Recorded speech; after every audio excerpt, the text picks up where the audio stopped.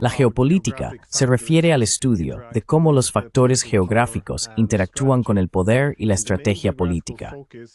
El principal foco geográfico de la geopolítica siempre ha sido el continente euroasiático, la vasta masa terrestre que se extiende desde el Atlántico hasta el Pacífico y desde el Ártico hasta el Mar Arábigo. Este es el continente que concentra a la mayoría de la población mundial, la mayor parte de sus recursos y la mayor parte de su territorio. La idea general siempre ha sido que si controlas Eurasia, puedes controlar el mundo. Aquí hablaré brevemente de cómo las grandes potencias han competido, en gran medida, a través de sus esfuerzos por controlar Eurasia.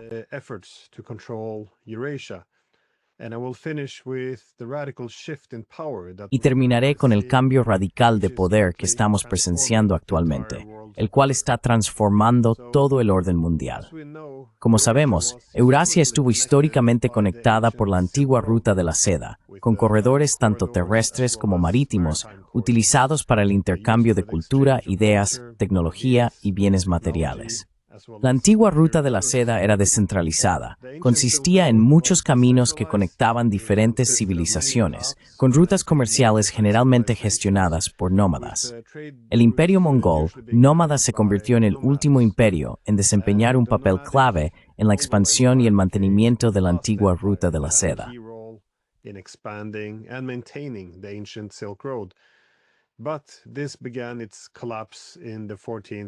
Pero esto comenzó a desmoronarse en el siglo XIV. Principalmente, los corredores marítimos fueron reemplazados por el auge de las potencias marítimas europeas a comienzos del siglo XVI. Colón, Magallanes, da Gama, todos ellos desataron una revolución geográfica al conectar el mundo por mar. Esto tuvo varias implicaciones a medida que se formaban nuevas estructuras de poder.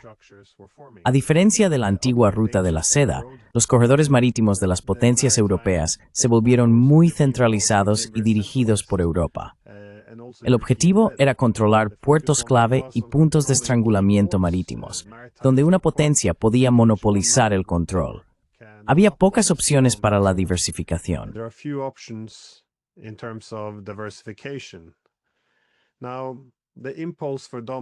Ahora bien, el impulso por la dominación se vio aún más reforzado por las innovaciones tecnológicas en Europa, razón por la cual, por ejemplo, Adam Smith reconoció que el encuentro de Europa con el resto del mundo se desarrolló de una manera muy destructiva y explotadora. Adam Smith esperaba que en el futuro hubiera menos desigualdad de poder, es decir, menos concentración de poder entre los europeos, para garantizar que las relaciones económicas fueran más mutuamente beneficiosas. Esta concentración de poder en Europa creó una posición muy dominante y, por tanto, un papel extractivo y subordinante para los territorios con los europeos entraron en contacto. Se construyó así el sistema de dominación de las potencias marítimas.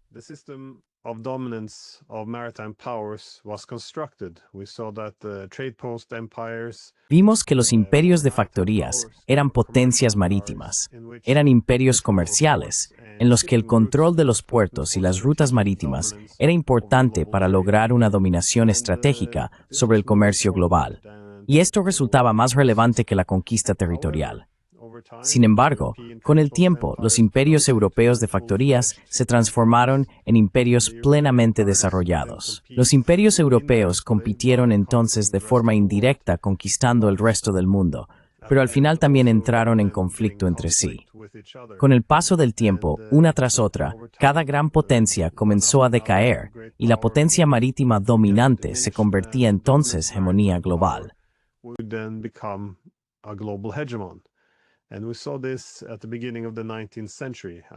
Y vimos esto a comienzos del siglo XIX, tras una larga rivalidad entre franceses y británicos. La derrota de Napoleón se convirtió en el punto de partida de la Pax Britannica, es decir, la paz bajo una Gran Bretaña dominante, que se considera que duró aproximadamente un siglo, hasta la Primera Guerra Mundial.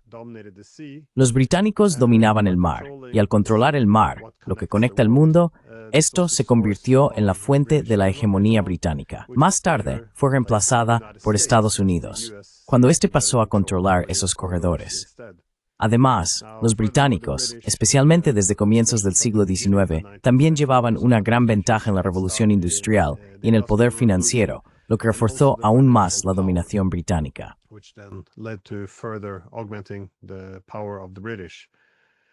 But at this point, after there was one British hegemon, Pero en este punto, después de que existiera una hegemonía británica, también vimos que la geopolítica de Eurasia había cambiado, porque durante las guerras napoleónicas ocurrió algo más muy importante. Muy brevemente, Rusia se había alineado con Napoleón y envió una expedición cosaca entre 1800 y 1801 a través de Asia Central para llegar a la India británica. Se temía que esto pudiera amenazar el control británico sobre la India. Así surgió una nueva realidad geopolítica. El control británico de los mares ya no era suficiente para dominar el continente euroasiático, porque una gran potencia terrestre euroasiática como Rusia podía empezar a conectar el continente por tierra.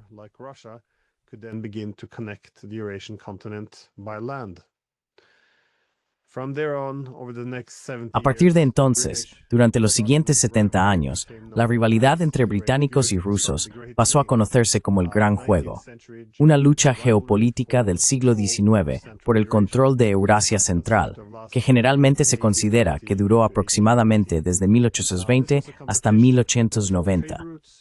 Fue una competencia por el control de las rutas comerciales y los recursos. En los años siguientes, los rusos ganaron primero la guerra contra Persia en 1828, lo que les permitió amenazar partes del litoral meridional a medida que se expandían hacia la costa. Gran Bretaña dejó de ser la potencia claramente dominante. No pudieron hacer retroceder a los rusos, y Persia se vio sometida a una fuerte presión para alinearse con Rusia. Juntos, incluso podrían actuar contra la India británica.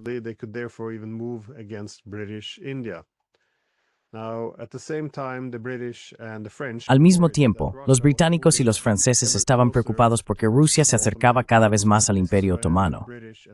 Fue entonces cuando británicos y franceses atacaron a Rusia en la Guerra de Crimea, que duró de 1853 a 1856, con el objetivo de expulsar a Rusia de Europa por completo. Los rusos sufrieron una derrota humillante. Las principales razones fueron que carecían de industrias importantes que pudieran reconvertirse para apoyar el esfuerzo bélico y que su infraestructura era muy deficiente. Quedó claro que Rusia se había quedado muy rezagada en la industrialización.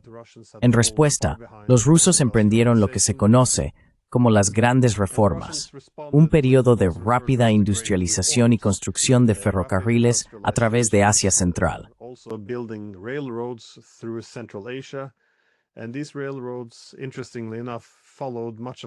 Y estos ferrocarriles, curiosamente, siguieron en gran medida la misma ruta que la antigua Ruta de la Seda, llegando hasta Afganistán.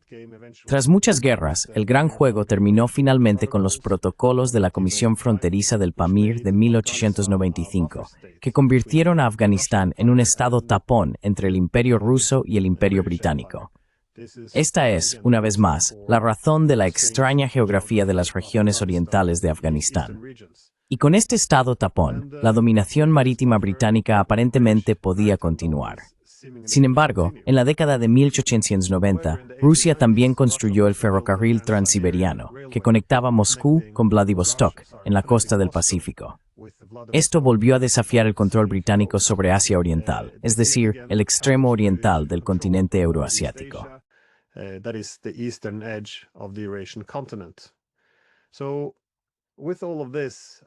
Así, con todo esto, nació en Gran Bretaña una teoría geopolítica de Eurasia.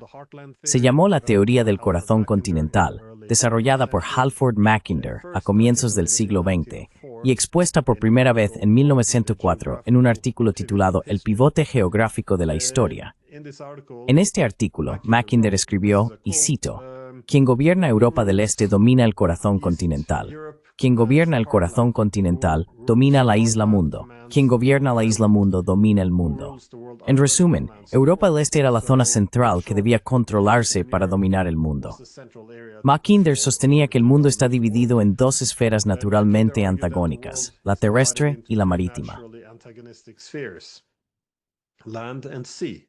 The maritime hegemon, being Britain at the time, El hegemón marítimo, Gran Bretaña en aquel momento, se encontraba, por tanto, bajo la amenaza de perder su ventaja competitiva si Eurasia pasaba a estar dominada por el poder terrestre. Mackinder observó que los ferrocarriles habían apoyado tradicionalmente el comercio basado en el mar. Es decir, las vías férreas solían seguir la ruta más corta posible hasta la costa, y desde allí las mercancías se cargaban en barcos. Pero con los ferrocarriles transcontinentales que atravesaban el continente euroasiático, podían establecerse nuevos corredores de transporte que sustituyeran al transporte marítimo, y de ese modo pusieran fin por completo a la dominación de las potencias marítimas. En palabras de Mackinder, escritas una generación atrás, el Canal de Suez parecía haber incrementado la movilidad del poder marítimo en relación con el poder terrestre.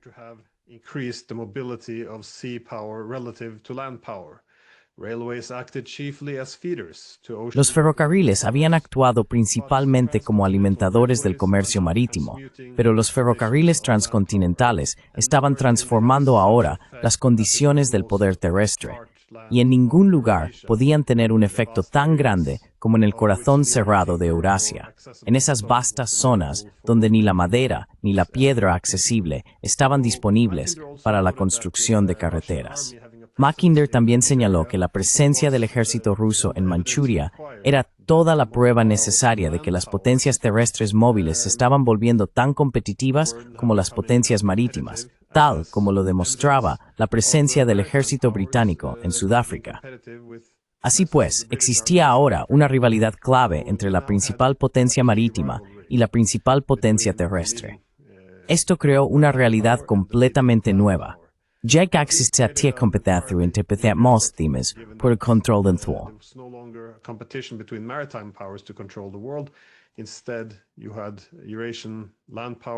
En cambio, existían potencias terrestres euroasiáticas que podían anular por completo la importancia de controlar los mares.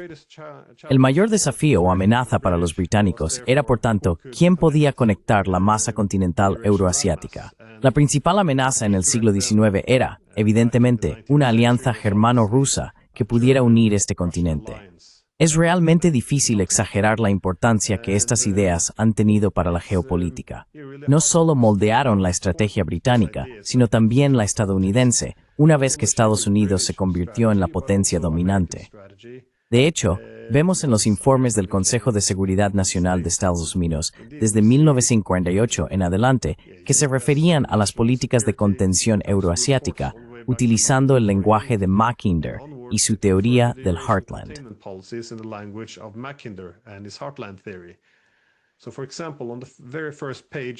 Por ejemplo, en la primera página de la Estrategia de Seguridad Nacional de los Estados Unidos de 1988, se afirma que los intereses más básicos de seguridad nacional de Estados Unidos se verían amenazados si un Estado hostil o un grupo de Estados llegara a dominar el continente euroasiático, esa zona del planeta a la que a menudo se hace referencia como el corazón del mundo.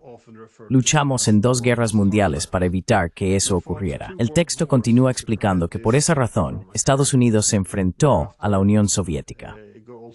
Como principal potencia marítima, Estados Unidos no podía permitir que una potencia euroasiática conectara el continente por tierra.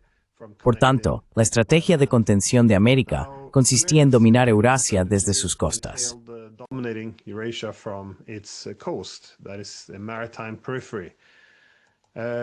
Esa es la periferia marítima, así que Europa sería el borde occidental de Eurasia.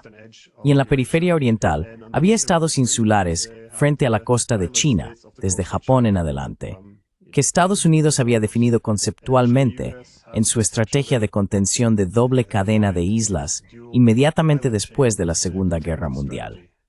Si volvemos a los rusos, ellos también desarrollaron las ideas de Mackinder a principios del siglo XX.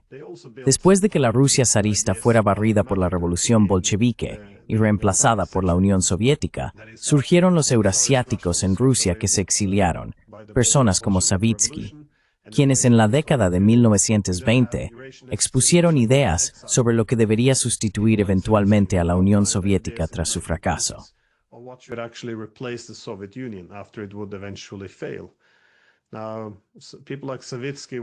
Ahora bien, personas como Savitsky advirtieron que la Primera Guerra Mundial había sido causada en gran medida por las potencias marítimas, que obligaron a Alemania a expandirse hacia el este para obtener espacio estratégico.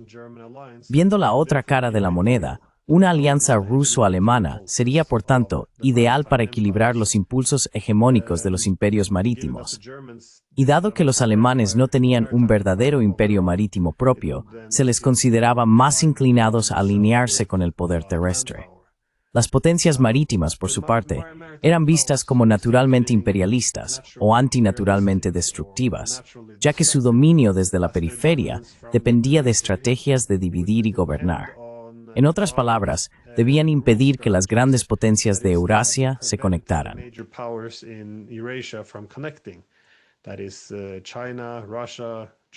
Es decir, China, Rusia, Alemania y Turquía deben permanecer divididas para que las potencias marítimas puedan dominar desde el mar.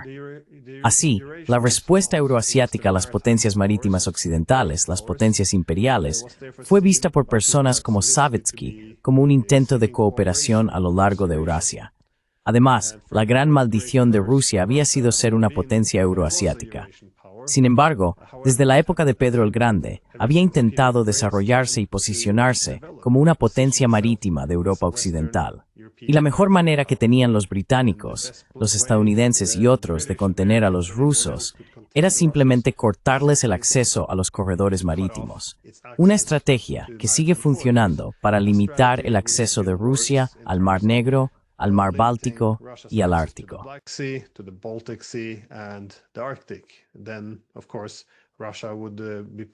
Entonces, por supuesto, Rusia sería empujada hacia Asia. Esa era la lógica. Tras la Guerra Fría y el colapso de la Unión Soviética, vemos que Rusia no volvió a la visión euroasiática de personas como Savitsky. En su lugar, regresó a políticas muy centradas en Occidente, ignorando en gran medida incluso a los países del Este, mientras perseguía el objetivo de una gran Europa, una arquitectura de seguridad europea inclusiva. Sin embargo, esta estrategia pasó por alto el hecho de que Rusia estaba debilitada, y Estados Unidos vio una oportunidad histórica para crear un sistema hegemónico permanente en Europa, y también para dominar Eurasia desde la periferia.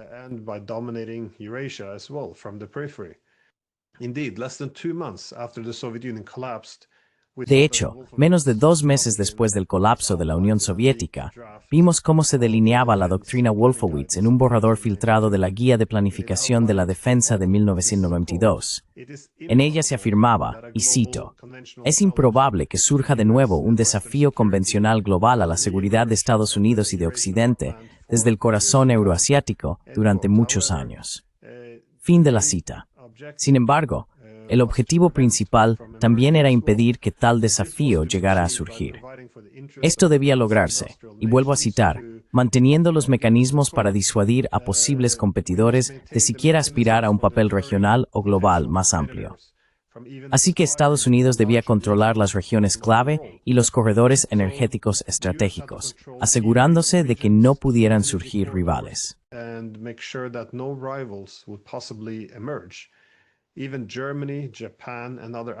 Incluso Alemania, Japón y otros aliados fueron mencionados como posibles rivales.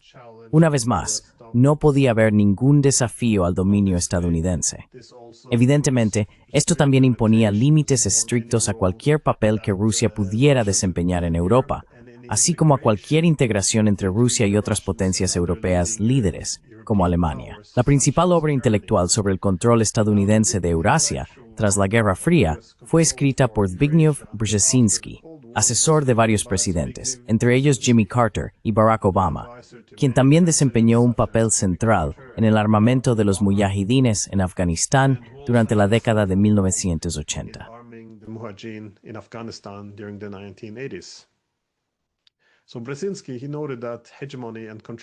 Así, Brzezinski señaló que la hegemonía y el control sobre Eurasia dependían de la capacidad de Estados Unidos para mantener divididas a las potencias, conservar la dependencia en materia de seguridad respecto a Estados Unidos, y que esa sería la receta para controlar, o para la dominación perpetua de Eurasia desde la periferia marítima. Y por eso el hegemón marítimo, ahora Estados Unidos, se apoya en sistemas de alianzas. A medida que el mundo se divide en bloques, por un lado están los vasallos dependientes que harán lo que se les diga, y por el otro los adversarios contenidos. Esto impediría que surgiera una paz verdadera, lo que pondría fin a esas líneas divisorias.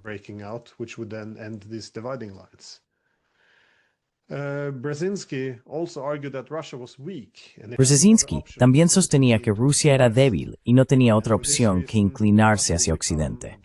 Por esta razón, decía, Rusia se convertiría en un agujero negro geoestratégico en la doble periferia de Europa y Asia Oriental, y que esto era precisamente lo que Estados Unidos debía aspirar a explotar.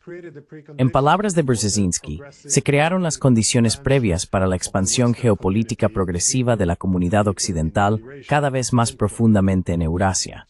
Y si Rusia se resistía a la penetración occidental en Eurasia, advertía entonces, Rusia debía saber que habría un bloqueo masivo de su acceso marítimo a Occidente.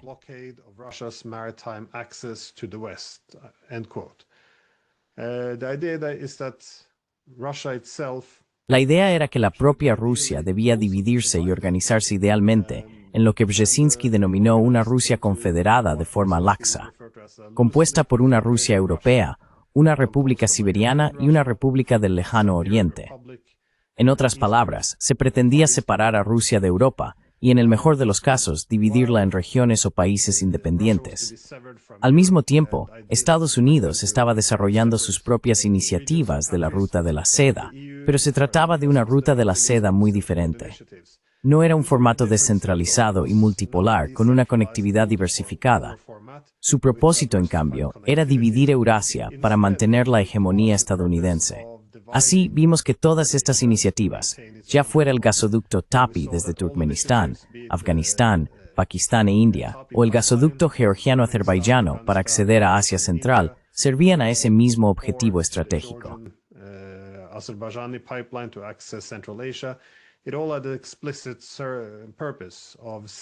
Todo tenía el propósito explícito de separar Asia Central de Rusia y China. Una vez más, se trataba de una visión hegemónica de Eurasia. Ahora bien, alrededor de 2014 ocurrieron dos cosas que empezaron a cambiar el orden mundial. La primera fue que en 2014 los países de la OTAN derrocaron al gobierno de Ucrania, lo que señaló a los rusos que cualquier esperanza de una gran Europa había muerto, ya que Ucrania se convertiría en una línea del frente en lugar de un puente. De hecho, como supimos más tarde, incluso el primer día después del golpe, los estadounidenses ya habían comenzado a cooperar con los nuevos servicios de inteligencia en Ucrania, servicios que ellos mismos habían ayudado a instalar, para reconstruirlos desde cero, y cometer martes a primeiramente se pestireisos cruzalgurt in the ibiding text insumisos, por el ferkling, ramra, to target Russia in a covert war. So this was the first thing that happened. Así que lo primero que ocurrió fue el golpe de Estado en Ucrania. Lo segundo fue que China perdió la fe en la durabilidad del sistema económico internacional liderado por Estados Unidos y había desarrollado suficiente poder como para empezar a desafiarlo. Y eso fue exactamente lo que China comenzó a hacer. Empezó a desafiar el sistema económico internacional liderado por Estados Unidos. En 2013, vimos el lanzamiento de la iniciativa de la Franja y la Ruta, un esfuerzo por revivir la antigua red de la Ruta de la Seda, que había predominado antes del auge de las potencias marítimas occidentales.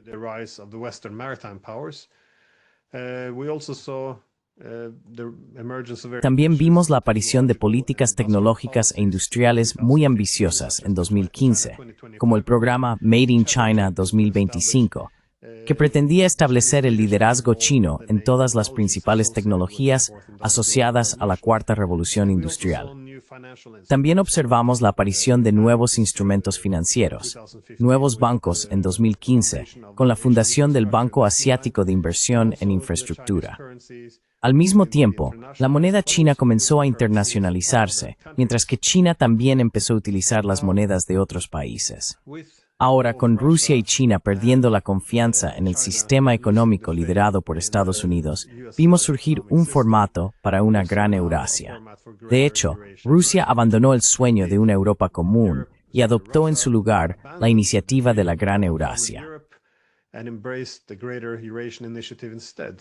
So no longer would Russia look to the West for development. Así que Rusia ya no miraría hacia Occidente en busca de desarrollo, como había hecho desde Pedro el Grande, 300 años antes. Con China como su principal socio, ahora podría mirar hacia Oriente en busca de desarrollo y cooperación económica. Para Occidente, sus esfuerzos por separar a Rusia de Europa y de Alemania la habían empujado hacia China, hacia Asia. En el siglo XIX, esto podría haber hecho que Rusia fuera más atrasada económicamente. Quizá, pero no més dura, és igual mort styrpelian en Mackinder. Las dos potències euroasiàtiques, Rússia y China, unidas cultivo de score e dominio desde de Memphis Memtima. Undermining the dominance from the maritime periphery. And we see that China's Belt and Road Initiative Y vemos que la iniciativa de la Franja y la Ruta de China vuelve a conectar el continente euroasiático, por tierra y mar, mediante ferrocarriles, autopistas, puertos marítimos y redes digitales. Con esta conectividad física crece el comercio, la integración de las cadenas de suministro, las asociaciones tecnológicas, la cooperación industrial y la cooperación financiera a través de nuevos bancos y del uso de monedas nacionales. En esencia, estamos viendo los cimientos de una nueva arquitectura económica internacional. Y esto no es simplemente cooperación entre Rusia y China, conecta todo el continente y más allá de él, al mundo. Es una idea enormemente popular porque Eurasia representa la multipolaridad, lo que significa que no todas las decisiones serán dictadas desde un único centro de poder.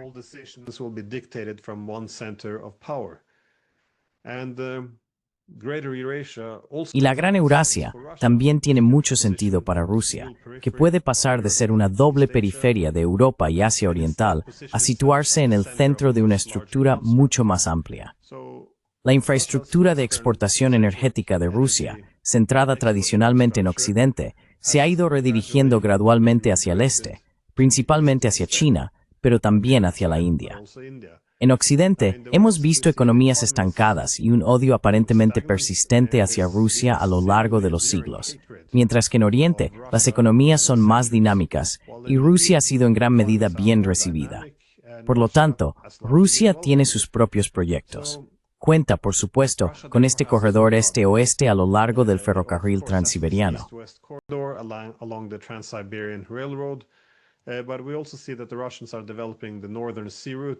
También vemos que los rusos están desarrollando la ruta marítima del norte a lo largo del Ártico, que forma el techo del continente euroasiático. Ofrece un corredor de transporte rápido y barato que además está fuera del control de la Marina de los Estados Unidos, aunque la OTAN está planificando cada vez más entrar en el Ártico de manera significativa. Los rusos también están construyendo su corredor internacional de transporte norte-sur, que conecta Rusia con Irán e India. Es una ruta mucho más rápida y económica que la alternativa del Canal de Suez. Este corredor también enlaza a los países vecinos cercanos a Rusia, Irán e India. Es una parte importante de los esfuerzos de Irán por conectarse con Eurasia, y ahora considera que su asociación con China y Rusia es de la máxima importancia.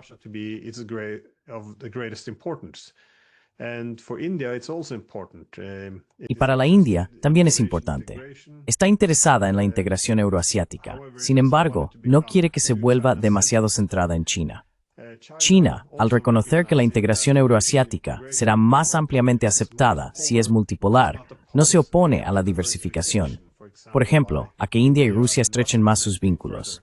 Desde Corea del Sur hasta China, India, Kazajistán, Rusia, Irán y los Estados Árabes, todos tienen estrategias para la integración euroasiática. Estas iniciativas difieren, pero todas comparten la necesidad de mejorar las relaciones entre sí y encontrar soluciones políticas a las disputas para poder conectarse, porque ningún poder único en el continente euroasiático puede imponer su iniciativa a los demás.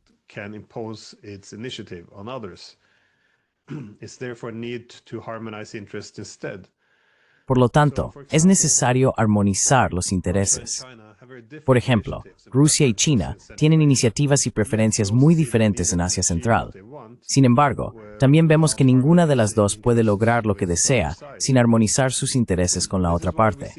Por eso, la suposición occidental de que rusos y chinos chocarían por Asia Central nunca se cumplió como se esperaba. La razón es que ninguno de los dos compite ahora por la hegemonía. En su lugar, buscan un sistema multipolar. Por este motivo, la Unión Económica Euroasiática, liderada por Rusia, y la Iniciativa de la Franja y la Ruta de China, se han armonizado en el marco de la Organización de Cooperación de Shanghái.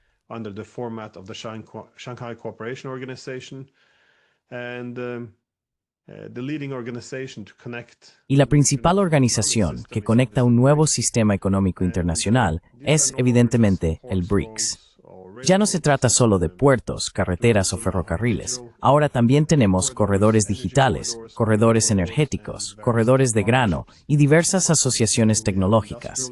Contamos con integración industrial, comercio en monedas nacionales, bancos de desarrollo comunes, sistemas de pago y bolsas de materias primas. Así que la alternativa al sistema euroasiático multipolar es que todos se sometan al hegemón marítimo, que busca separar Asia Central de China, China de Rusia, Rusia de India, India de Irán e Irán de Turquía, y así sucesivamente.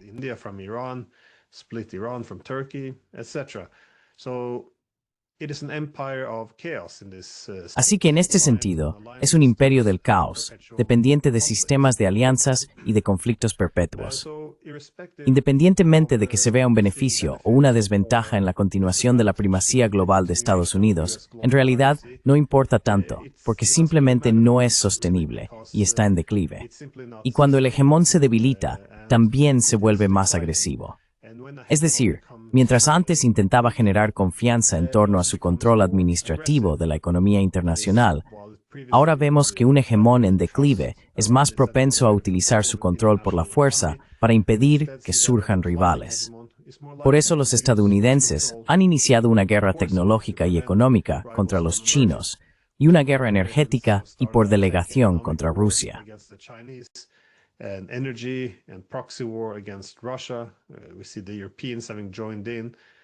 Now Vemos a los europeos sumándose, ahora debatiendo la legalización del robo mediante la incautación de fondos soberanos rusos. Este es un intento de evitar el surgimiento de rivales. Sin embargo, tiene el efecto exactamente contrario. Solo incentiva al resto del mundo a diversificar sus asociaciones económicas dentro de este contexto euroasiático más amplio. Así, la resistencia instintiva de Occidente a la cooperación en Eurasia, con el fin de perseverar en las potencias marítimas, pasa principalmente después de 2019 ni en el 20. it neglects that this is no longer the 19th century or 20th century. First of all, Russia doesn't have the capabilities. En primer lugar, Rusia no tiene las capacidades ni las intenciones de dominar Eurasia. Y la amenaza que proviene de Eurasia ya no es la de un hegemón rival. Más bien, se trata de un sistema multipolar. En el pasado, a Estados Unidos le habría complacido ver un equilibrio de poder en Eurasia, pero la única razón por la que esto ya no es aceptable es porque Estados Unidos solo acepta un modelo hegemónico. Ahora bien, se están cometiendo abundantes errores por parte de Occidente. Por ejemplo, el robo de fondos soberanos del Banco Central ruso ha hecho que el mundo tema al sistema financiero occidental y busque desesperadamente alternativas. El ataque a la tecnología china amenaza las cadenas de suministro dependientes de Occidente, y por ello vemos cómo Occidente está siendo desplazado de esas cadenas de suministro. El temor a los puntos de estrangulamiento en los corredores marítimos genera una mayor demanda de alternativas.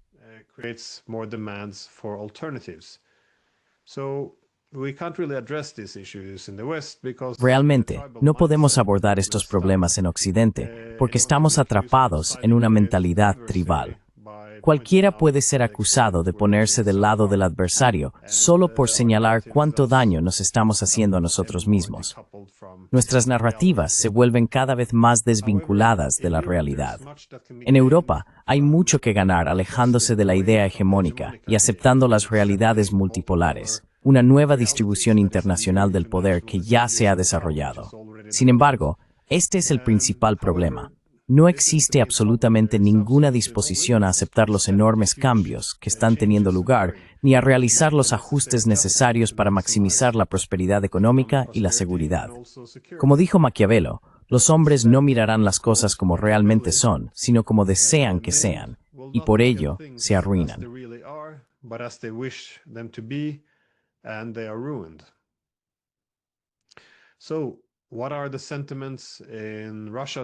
Entonces, ¿cuáles son los sentimientos en Rusia hoy en día? Creo que pueden resumirse con una cita de Dostoyevsky. Los rusos son tanto asiáticos como europeos. El error de nuestra política durante los 2 últimos siglos ha sido hacer creer a los pueblos de Europa que somos verdaderos europeos. Nos hemos inclinado como esclavos ante los europeos, y solo hemos obtenido su odio y su desprecio. Es hora de apartarse de la ingrata Europa. Nuestro futuro está en Asia. Mi punto aquí es simplemente que la geografía sigue importando, como siempre lo ha hecho. El mundo ha llegado a un punto de inflexión muy importante, y por eso ahora está tomando forma un orden mundial euroasiático. Todos los esfuerzos por impedirlo no hacen más que intensificar aún más su desarrollo.